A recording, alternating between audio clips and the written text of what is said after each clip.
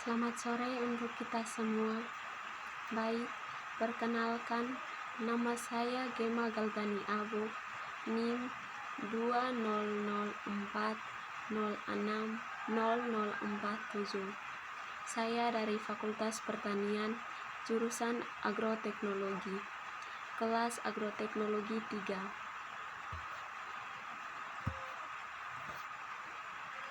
Syarat-syarat pokok pembangunan pertanian dan faktor-faktor pendukung pertanian. Syarat-syarat pokok pembangunan pertanian. 1. Adanya pasar untuk hasil-hasil usaha tani. 2. Pengembangan teknologi. 3. Tersedianya faktor produksi. 4. Adanya perangsang produksi bagi petani insentif. 5. Tersedianya pengangkutan yang lancar dan kontinu. A. Pasaran untuk hasil-hasil pertanian. Diperlukan 3 hal untuk pasaran hasil-hasil pertanian. 1. Perlu ada demand atau permintaan terhadap hasil pertanian.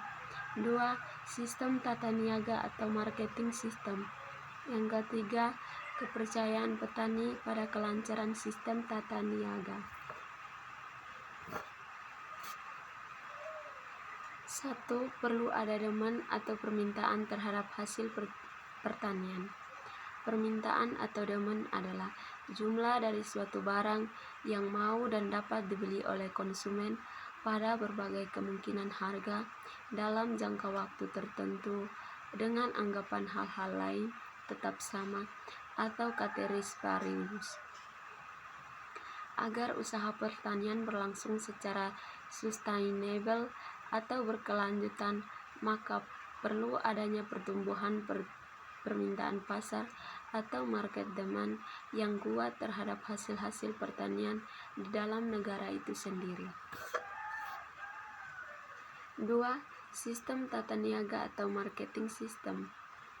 Sistem tata niaga perlu dikembangkan karena tidak banyak petani yang dapat menjual sendiri hasil pertaniannya di kota dan di negara lain karena jumlah produksinya tidak cukup besar untuk dipasarkan sendiri ke kota atau tidak efisien. Oleh sebab itu diperlukan lembaga atau perorangan yang menghubungi pembeli di pasar-pasar baik regional maupun internasional dengan beberapa fasilitas yang diperlukan. Yang ketiga, kepercayaan petani pada kelancaran sistem tata niaga. Faktor-faktor yang dapat meningkatkan kepercayaan petani terhadap sistem tata niaga yaitu 1. Kesadaran dan pengertian petani tentang pentingnya jasa-jasa yang diberikan pedagang atau swasta atau pemerintah, koperasi, dan bahwa tiap jasa memerlukan biaya yang wajar. 2. Lancar tidaknya sistem tata niaga itu di masa lampau. 3. Derajat fluktuasi harga dari berbagai hasil pertanian dan kemungkinan untuk meramal harga-harga tersebut cukup jauh sebelumnya sehingga petani dapat dengan cepat menyusun rencana produksinya. B. Teknologi yang senantiasa berubah. Kemajuan dan pembangunan dalam bidang apapun tidak dapat dilepaskan dari kemajuan teknologi. Revolusi pertanian didorong oleh penemuan mesin-mesin dan cara-cara baru dalam bidang pertanian. Teknologi sering diartikan sebagai ilmu yang berhubungan dengan keterampilan di bidang industri. Meningkatkan produksi pertanian adalah karena pemakaian teknologi dan metode dalam usaha tani. Pembangunan pertanian dapat berlangsung secara sustainable, maka teknologi yang diterapkan harus selalu berubah. C. Tersedianya sarana produksi secara lokal. Agar teknologi yang tersedia dijamin dapat meningkatkan produksi dan dapat diterapkan oleh petani, maka pemerintah harus mengupayakan supaya semua sarana produksi tersedia secara lokal, baik dalam jenis dan jumlah, serta waktu sesuai kebutuhan petani. Kalau pada suatu daerah petani telah diyakinkan akan kebaikan mutu suatu jenis bibit unggul atau oleh efektivitas penggunaan pupuk tertentu atau oleh mujarabnya obat pemberantas hama dan penyakit, maka bibit unggul, pupuk, dan obat-obatan yang telah didemonstrasikan itu harus benar-benar tersedia secara lokal di dekat petani, di mana petani dapat membelinya. D. Perangsang produksi bagi petani. Perangsang produksi bagi petani yang bersifat ekonomi yaitu 1. Perbandingan harga yang menguntungkan. 2. Bagi hasil yang wajar. 3. Terjadinya barang dan jasa yang ingin dibeli oleh petani untuk keluarganya, termasuk biaya untuk pendidikan dan kesehatan serta rekreasi. Ada perangsang yang bersifat psikis, karena petani ingin dianggap penting dan disegani serta diakui oleh yang lain. Pemerintah menyiapkan perangsang yang bersifat psikis, misalnya memberikan penghargaan dan insentif terhadap petani yang berprestasi atau petani teladan. E. Pengangkutan. Tanpa pengangkutan yang efisien dan murah, maka pembangunan pertanian tidak dapat diadakan secara efektif. Pentingnya pengangkutan. 1. Pertanian harus tersebar luas agar dapat dimanfaatkan energi matahari dan sumber daya lahan serta iklim yang ada bagi pertumbuhan dan hasil berbagai jenis tanaman. 2. Menjadi perangsang menarik bagi petani. 3. Semprotan dapat dibeli dengan harga terjangkau. 4. Memudahkan petani mengakses semprotan dan informasi serta pasar. Faktor-faktor pelancar pertanian atau akselerator. Yang pertama, pendidikan pembangunan pertanian.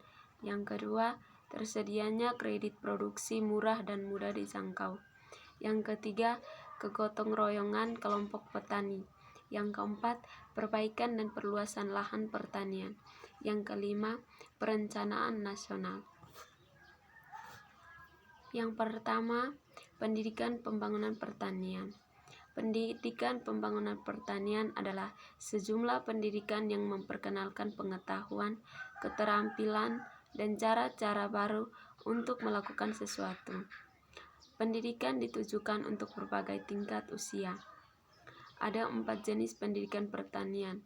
Yang pertama, pendidikan dasar dan lanjutan, bertujuan untuk menguasai pengetahuan yang mengunggah jiwa mengenai dunia yang sudah ada di dalam dan di luar lingkungan desanya. Yang kedua, pendidikan pembangunan untuk petani. Harus bersifat spesifik, disesuaikan dengan minat dan kebutuhan petani, seperti bagaimana meningkatkan produksi atau keuntungan atau selisih output dengan input, bagaimana meningkatkan taraf kehidupan keluarga melalui usaha pertanian, dan bahan pelajaran haruslah merupakan cara kerja tertentu dan baru yang dijamin lebih menguntungkan. 3. Latihan bagi petugas teknik pertanian atau in-service training atau para penyuluh. Peranan para penyuluh atau kontak tani bukan untuk menggurui, akan tetapi lebih ditekankan untuk menyadarkan petani tentang adanya teknologi alternatif yang lebih menguntungkan. Penyuluhan pertanian atau extension education untuk masyarakat kota. Untuk menyadarkan masyarakat umum tentang pentingnya pembangunan pertanian sehingga dapat memberikan pengaruh yang baik secara politis maupun individu serta pengaruh profesi dan posisinya kepada masyarakat petani. 2. Kredit produksi. Untuk meningkatkan produksinya, petani harus mengeluarkan uang untuk membeli bibit unggul, pestisida, pupuk, dan alat mesin pertanian. Maka untuk memenuhi kekurangan modal petani, perlu diberikan kredit produksi kepada petani. Dengan adanya modal, maka pembangunan pertanian dapat dipercepat. Jenis kredit produksi. Yang pertama, pemberian sarana peralatan produksi secara kredit yang dibayar dalam bentuk hasil panen. Yang kedua, kredit terpimpin atau supervised kredit. Karena cara ini merupakan pemberian kredit yang merupakan kombinasi kredit produksi dengan bantuan teknis kepada petani dalam menggunakan kredit. Beberapa faktor dan masalah pemberi kredit adalah: 1. Biaya administrasi pemberian kredit dan penagihan kredit dalam jumlah kecil-kecil dan tersebar jauh, semakin besar biayanya. 2. Jangka waktu peminjaman yang tepat dan mampu diberikan. 3. Cara pembayaran, apakah dengan hasil panen atau dengan uang. 4. Cara-cara dan kemampuan supervisi dan pengawasan. 5. Kemampuan memaksa pembayaran kredit dalam hal peminjaman mempersulit pembayaran dan pelunasan. Terkait dalam hal ini, biaya untuk memaksa pembayaran. Yang ketiga, kerjasama kelompok petani. Gotong royong adalah kegiatan yang dilakukan secara bersama-sama untuk mencapai tujuan bersama dan juga untuk membantu mempercepat proses pembangunan. Berbagai corak kerja kelompok atau gotong royong yang dilakukan petani adalah: yang pertama, membangun fasilitas kebutuhan petani dan penduduk desa seperti pembangunan jalan, irigasi, drainase, bendungan, dan benteng-benteng penahan longsor dan banjir.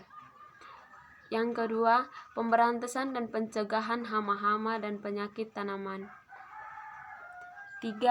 Membentuk koperasi formil yang diorganisir untuk melaksanakan tata niaga hasil pertanian, pengadaan sarana dan peralatan produksi, penyedia kredit usaha tani, dan lain-lain. Menggiatkan kerja kelompok. 4 cara tindakan pemerintah yang dapat menggiatkan kerja sama kelompok yang sesuai untuk petani. Yang pertama, bantuan dalam mengorganisasian. 2. Penyediaan bahan-bahan alat atau peralatan khusus. 3. Bantuan teknis dan pengelolaan organisasi petani. 4. Bantuan keuangan. 4. Perbaikan dan perluasan lahan pertanian. Salah satu cara untuk memperoleh pertumbuhan produksi pertanian adalah melalui perluasan tanah atau lahan pertanian. Dalam rangka perluasan lahan pertanian juga diperlukan perbaikan lahan pertanian. Tetapi, perbaikan lahan pertanian juga bertujuan untuk peningkatan produktivitas lahan dan pencegahan kerusakan lahan seperti erosi. Lahan-lahan pertanian yang harus diusahakan perlu ditingkatkan produktivitasnya untuk memperoleh pertumbuhan pertanian dan meningkatkan pendapatan petani.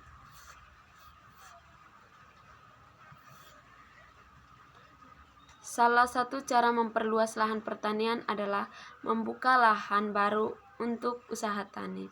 Cara yang dapat dilakukan adalah dengan membuka hutan yang tidak produktif.